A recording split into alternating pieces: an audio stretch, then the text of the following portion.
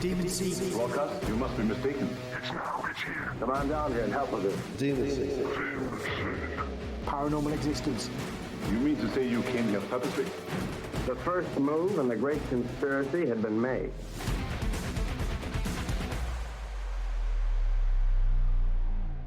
You ready?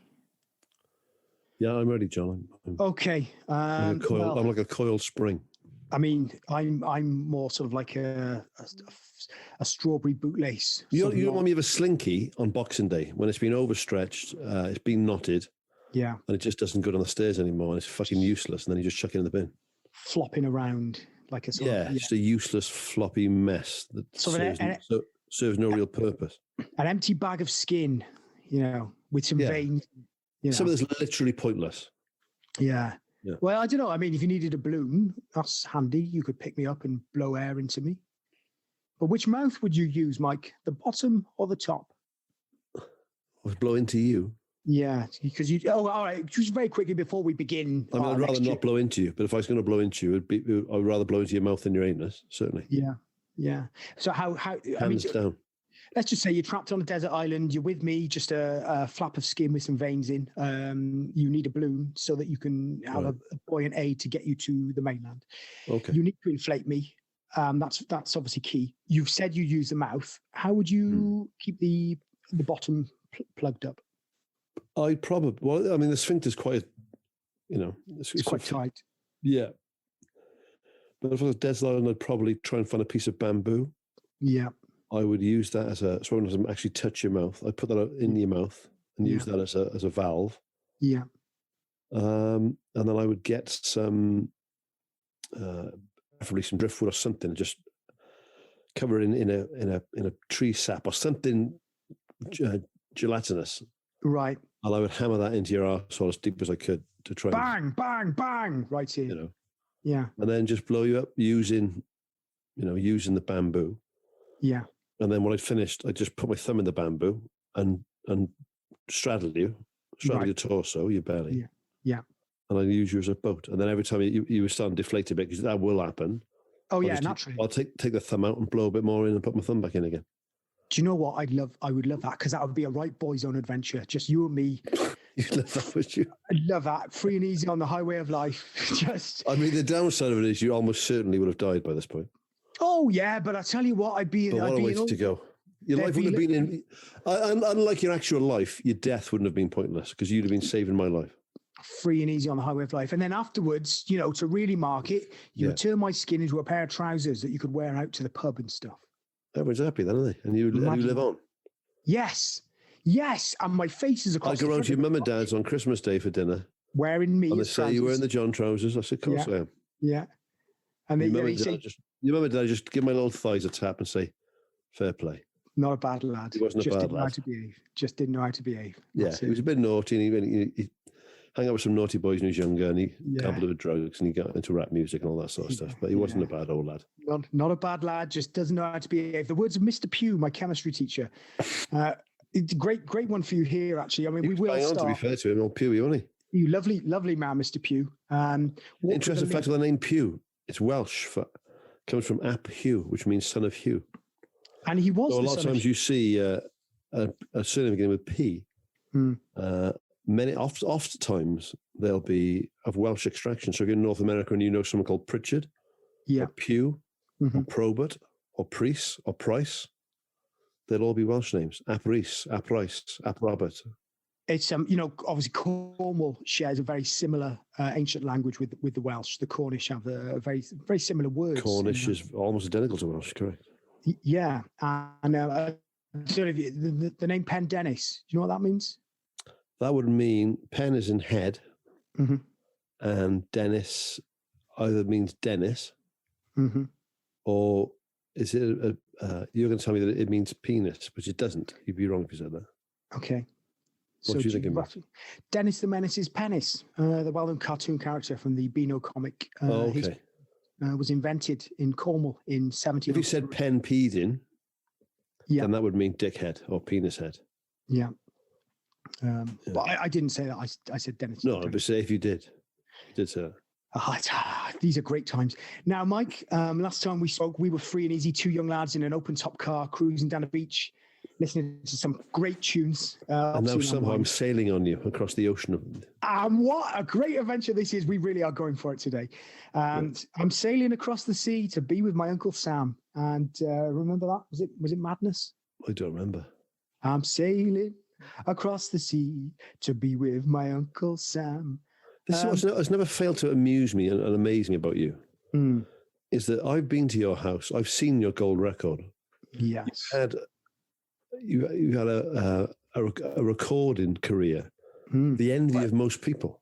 Yeah. And you cannot sing. No, not a word. You literally cannot hold a note.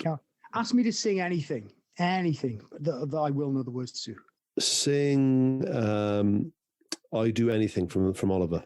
I'd do anything. Yes, I'd do anything.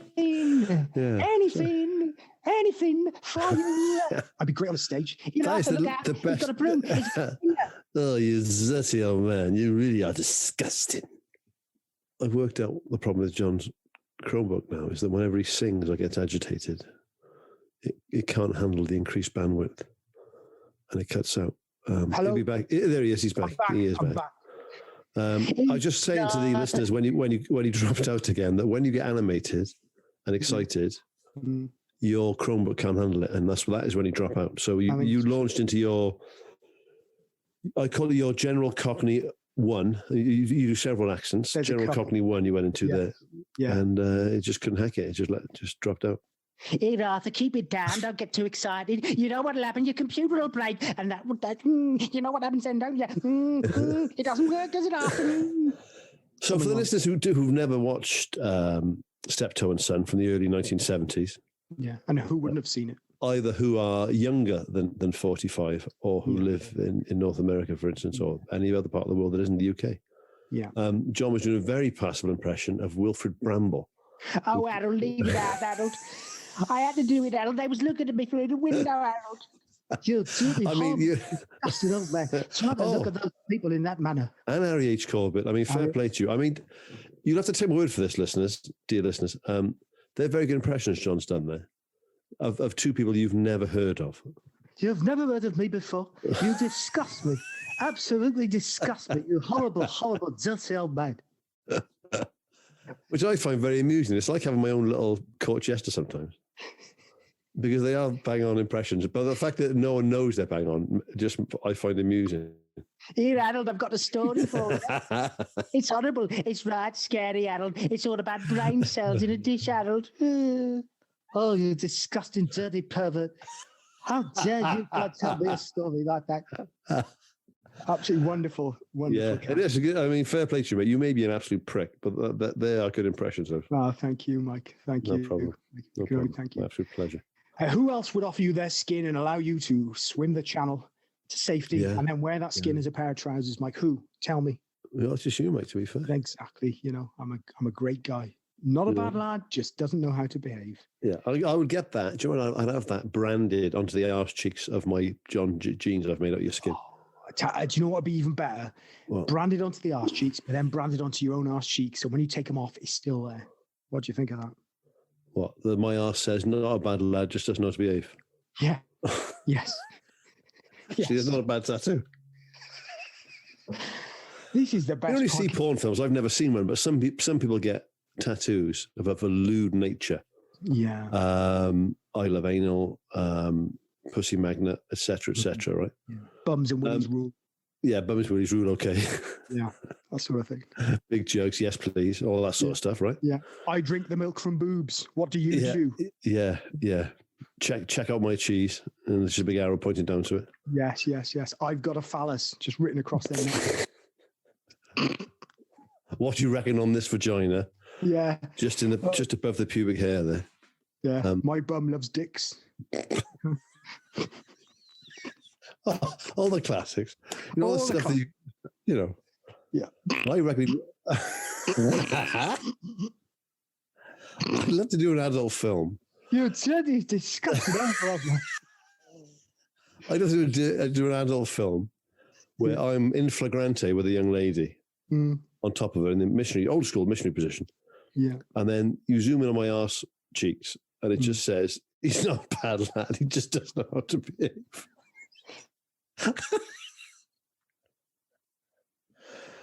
Oh, fuck. What am I doing here?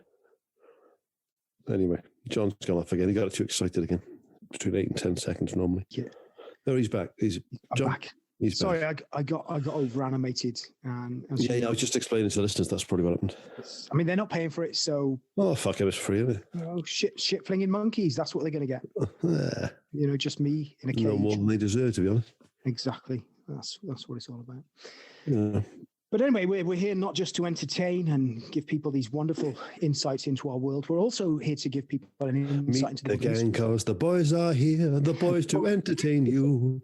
I always thought after to help you on the way to raising the rafters with a hey, hey, hey, with songs and sketches and jokes all new with us about you won't feel blue. So meet the gang, cause the boys are here, the boys to entertain you. Wonderful. BOYS, boys to entertain you. Again, another reference that those under 45 will have no idea. No idea. 45 be struggling, because I mean I was out 45 years ago, I'd imagine. Yeah, maybe you're right actually, but yeah. But if you're over 50 and you've got a British sense of humour and old school sensibilities, you'll have enjoyed that. That was true. But again, people won't know. Although while you listen to, if that's the case, while you listen to a podcast. Yeah, I think we've got the right audience. All 6 of them. I think we've got the right audience for this sort of thing. We need to give them a name. What can they be called? I think. I just realised something. The producer Rhys has done, and it literally popped into my brain now. Oh, has he done? Well, I was going to think we'd call them. I said, what are seeds come in? They come in a pod, a ball bag, and we're Demon Seed Pod. I've just realised that. Right, Demon Seed Pod. Mm-hmm. That's genius. I've just worked it out. The pod's got a double meaning: podcast and a seed pod. See, that's the one clever thing out of all of this. Okay, no, it's worth. I mean, that's worth the no money on its own. Yeah, just getting that wordplay is amazing. At Demon Seed Pod, if you want to tweet us. You see how the brain works, Mike. See how the human brain works. It's fantastic. What can we call the listeners? Podlings. Podlings. Podlings, Poddles, Pod Boys, Pod Girls, Seeders, Seedies, CD UK, Demos, the clock strikes, Michael. Do you hear that? It did actually, yeah. The clock strikes. Unfortunately, it only struck 2, so by the time you'd said it, it had finished. Oh yeah. If we were recording this 2 hours ago, that would have been a decent feature. I mean, we have been talking for some time about using skin as a type of balloon, all sorts of Harry H. Corbett. So we haven't got to the thing yet. We haven't got to we're nowhere near it yet. But shall I try and sort of hammer it in? Oh yeah, bang into the story now, because the sooner you start, the sooner I can fuck off. We can get out then, can't we?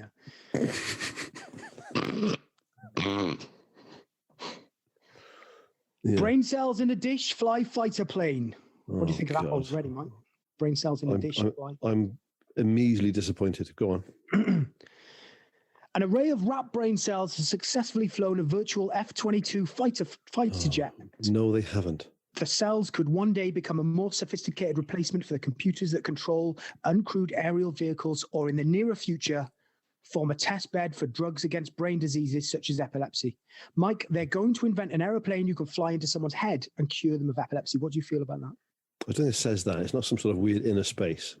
I mean, it's a great idea. I mean, we've all seen Inner Space, and those of us who are slightly older have seen that other one where they go in a body and there's all stuff. I can't remember what it's called. It's a Fantastic Journey, something like that? Was it a Disney film? Fantastic Voyage or Fantastic something like that, Journey. Isn't it? Fuck, what a voyage, something like that it's called. Yeah, fucking hell, we've gone small and we're in a ball bag. Fuck Me, I'm Inside Someone by Disney. Yes, classic. I think it was a PG because the title. Yes, great film. Yeah. Well, scientists are working on the reverse of that. Fuck me, I'm inside a body, and then the little thing said PG contains bad language. Yes. Too late by then, you've seen it. I've seen it twice, and I loved it. Enzymes were used to extract neurons from the motor cortex of mature rat embryos, and cells were then seeded onto a grid of electrodes patterned on a glass Petri dish. The cells grew microscopic interconnections, turning them into a live computation device, explains Thomas DeMars, a biomedical engineer at the University of Florida in Gainesville, America, the United States, who carried out the research. This is novel work, says Mandayam Srinivasan of the Massachusetts Institute of Technology. MIT, man, MIT. Guys, I've come up with a way to get a freaking aeroplane into someone's head and destroy all brain illness. I just need a volunteer. Come on, do it for me. That's it. That's what happened. Yeah. It's novel work, says Mandayam Srinivasan of Massachusetts Institute of Technology, who used electrodes implanted into a monkey's brain to move. I see you're very au fait with Sri Lankan-based surnames. Yeah, I'm really up. What I do with this research is I find something and then I wait until I get it back and then read it, usually after about a 25-minute intro. Oh, I should say that's not about. Yeah.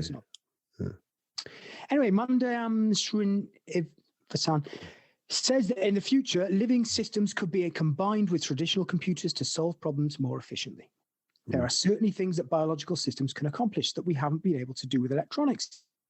He says, for example, animals have no problem recognizing different textures or telling the difference between two different pieces of furniture, whereas computers find this very difficult. Mike, have you ever seen a computer recognize the difference between a table and a chair, a desk and a lamp, a window and a door? No, well, I mean, no, but I've obviously there are recognition programs that can recognize things, but yeah, I'm quite sure if you program a computer with what a chair looks like, what a table looks like, they can work it out. Yeah, maybe. I mean, I know facial recognition is the big thing these days. They use it in China to sort of find out what people are doing and then execute them. It's also used quite frequently for marketing purposes. Yeah, it's highly likely our computers are somehow logging our faces right now and using that information maybe to sell products to us based on what we look like. What I'm saying is this information is out there already. Yeah. One thing I've always wanted to try and do, which I may have mentioned to you before, was to take off my trousers, lie sideways towards the camera lens so the bottom is facing the camera. Right. Two eyes on top of the bottom, and then pretend to be a Zippy from Rainbow. Oh, George! Oh, look at me! Facial recognition! Yeah. Oh, you could do that, yeah. I'm always reminded of the old Rainbow song from our childhood. Again, a reference that people outside of Britain and people under the age of 40 will love to hear. Do you remember old In the Jungle with George and Bungle? Yes. Jeffrey thinks he's rock. Zippy swimming with all the women and showing them his cock. That was a... Yes, classic. Which reminds me very much, talking of animal-based sort of comedy songs. Yeah. Cocoa Pops, the well-known cereal. Don't know if you've eaten Cocoa Pops in your time. That's in the house right now. Rice Krispies with a chocolate covering, basically.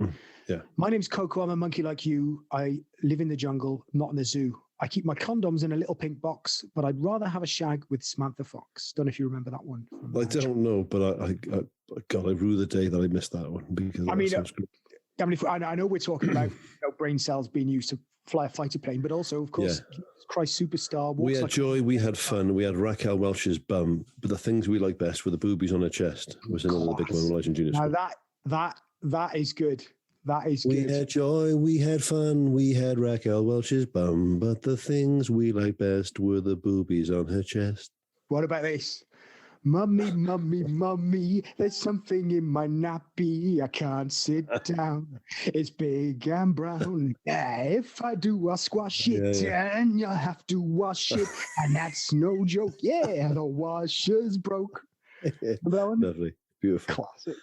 Anyway, back to brain cells in a dish. Yes, I was broken-hearted. I shit when I thought I'd farted. Remember that one? And of course, there was the classic on the ABBA theme, Mamma Mia, I've got diarrhea.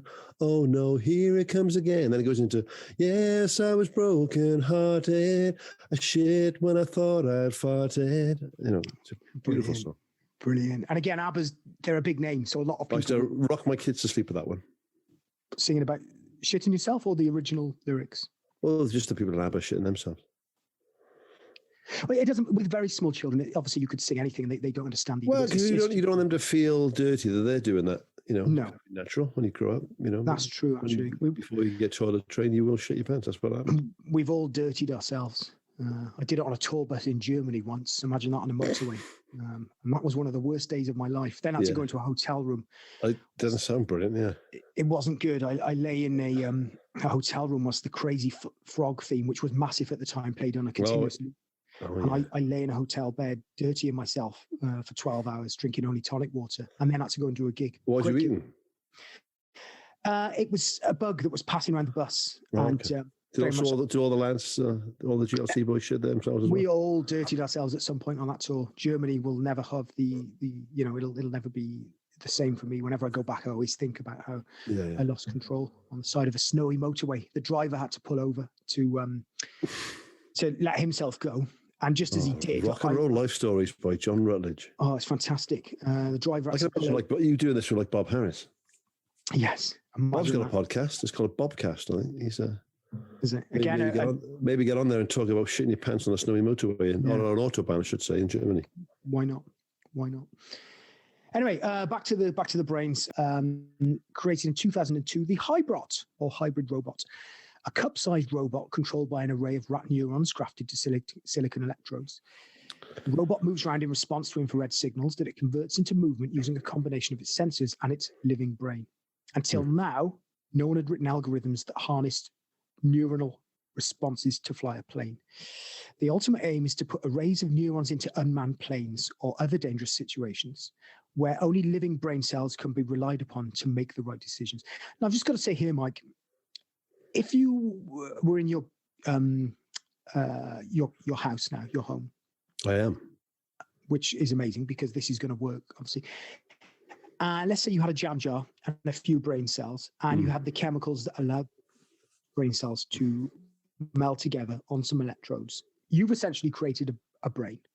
At what point does that brain become life? Because if it doesn't quite drive your car for you, you are going to stamp on it out of anger. Are you taking the life of a half man, half machine? Well, this is one of those. This will be a real quandary going forward. It's a bit of a quandary. Yes, that's what I'm saying. At what point, we've all seen Star Trek Next Generation. Yeah. We all know that. I'm currently watching the very, very good program Picard, which follows the life of Jean-Luc after he retires from Starfleet. And of course, his best friend was Commander Data. Yes. And he's heartbroken, and has been for the last 15 years since Data gave his life, albeit artificial life, for Jean-Luc Picard. So at what point does an artificial intelligence become something that is sentient? And as soon as it is sentient, doesn't have as much right to live as everybody else. This is the thing, John. You got to think about these things. Yeah, I think you. I wouldn't have a problem stamping on a petri dish full of rat cells, though. That'd be fine. Yeah, that's fair enough. I mean, I talking Data from Star Trek. I went to school with a kid who looked like Data. This was before Data, Star Trek, the Next Generation even existed. So I believe he may have owned the rights to that image. He may be able to take them to court. I don't know. I don't know where. I think you're confusing like a kid who looked like Data with an anemic kid you were in school with. Yeah, but this kid had his own microscope set at home. One day he came in and he said, put some of my own seed on one of the slides last night, lads. I said, did you see anything? He said, not much, but there was some slight movement. Terrifying. Anyway. Well, there we go, mate. Every time that you achieve issue, so to speak, all those millions of sperm, that really, each one of those could be a life. Yeah. So when you wank in your little sock there in your grief hole on your own, are you killing millions of sperm? Are you killing millions of people? It's probably doing someone a favour, because what would you do if they all came to life? You'd have millions of them all hanging around your house all day long. Yeah. And plus, I mean, statistically, one of those would be on the wrong end, wouldn't they? So by just jizzing in a sock, you could be saving the world from the next Hitler or Pol Pot, couldn't you? Always pour bleach on your seed, Mike. Always pour bleach on your seed. No, if you listen to this, don't pour bleach on your seed. Okay.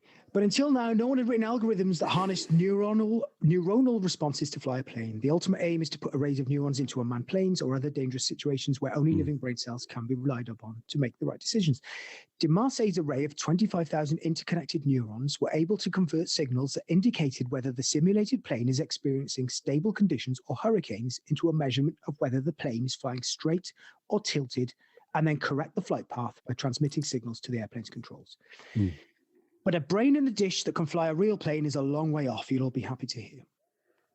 Instead, the clear advantage is that you can put these things under a microscope and hold them, very much like he did with his seed, and hold them still. Well, I'd said his name. I shouldn't have said his name. I'll change that to just blank that out. Just let you blank. If producer Rhys could put some hockey music from the hockey organ over that'd be great. Yeah, that's fine. Are you listening, producer Rhys? Can you play some hockey music so we know? Yeah. That's fine. It's just I mean, that's not that isn't a hockey organ. That's just producer Rhys shouting yeah.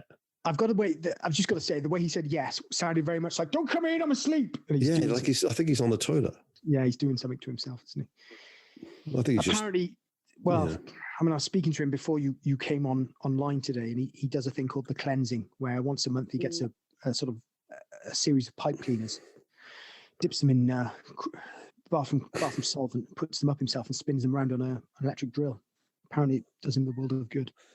If you listen to this, don't put bathroom solvent on pipe cleaners and attach them to an electric drill and put them up your anus, because you will, at the very least, end up in hospital. But a brain in a dish can fly. You'll be those people in hospital that all the medics talk about. You'll be like the bloke who they find like a glass candlestick up his arse, or they find his dick stuck in an Action Man. Those sorts of things. And if you're in North America, that's a G.I. Joe. Yeah. Or alternatively, find an Action Man stuck in your dick. Still shocking. Equally painful. More so, if anything. Indeed. Trying to get a little Action Man up a dick eye. Oh, painful as hell. And I know you could lube it, but it still hurt. But a brain in a dish that can fly a real plane is a long way off one's Potter instead. The clear advantage is that you put these things under a microscope and hold them still while you take a picture. It's a unique opportunity to monitor neurons in a Petri dish while they are actually performing calculations. For example, the neurons in a brain undergoing an epileptic seizure all fire in synchrony, and this pattern is commonly replicated by neurons growing in a Petri dish. So, strategies for preventing the epileptic fits could be tested on these in vitro neuron arrays, says Potter. Although the work may sound spooky, Potter says the array of cells is far from resembling a real brain, as it lacks the complex structure and contains only thousands rather than billions of neurons. It's amazing, Mike, the human brain and technology. Where do you stand? How long do you think it'll be before we get a rat brain in a jar that can fly a plane for us? I think AI is a lot further away than we think, and even futurologists agree with me there. Mm-hmm. We're talking big leaps there, John. 6 months? I think it's at least 100 years before a rat flies a plane. Okay. Have you heard of Bitcoin? Yeah. Okay, so this, I don't know much about it, but it's a sort of currency that exists outside. It's a cryptocurrency. Yeah.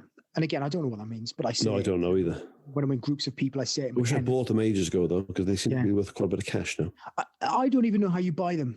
But I don't know how you buy them either. No, but what I'm saying is if we both buy 10 quid's worth of crypto and we have a bet on whoever wins, if we get a rat flying a plane before 100 years, I'll win. If it comes after 100 years, you'll win. That money will go to the Trust, which is, I said his name again. Oh. That money just put some hockey music over there again. Put some hockey music over that, yeah. That money will go to the trust devoted to developing human seed as a way of creating an army of wrong-uns. Well, this is the thing about Picard is in the program. Please don't spoil it for me if you've seen more than I've seen. Yeah. But essentially, he has given birth, or certainly he's fathered twin girls, even though he's a robot. That's weird. Bit of Castrol GTX pumping it out. They haven't gone into the ins and outs of how he did it. I don't know. No. God. I mean, technically, you think about it, if a robot wanted to make a baby, he might have to cut someone's working bits off, sellotape them over his own. And I mean, God, it's horrible to imagine. He'd have to use them and then have to use them very quickly before they went rotten. And then really he's only going through the actions. It's not still his. I mean, maybe I shouldn't talk about this sort of thing now. I don't know, but horrific. Anyway, I think we should round this one up. Should we get back in the old open top car, free and easy on the highway of life? What song? Cool. Hey, Mike, come on, hair blowing in the wind, free and easy. What should we have? Well, where should we go? Let's think where we're going to go.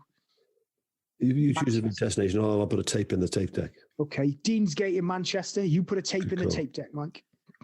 Click.